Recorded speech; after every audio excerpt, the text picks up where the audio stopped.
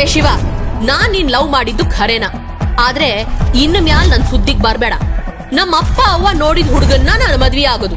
ನಿನ್ ಕೈಯಾಗ ಏನಾರ ಮಾಡಕ್ಕಾದ್ರೆ ಮಾಡ್ಕೆ ಹೋಗ್.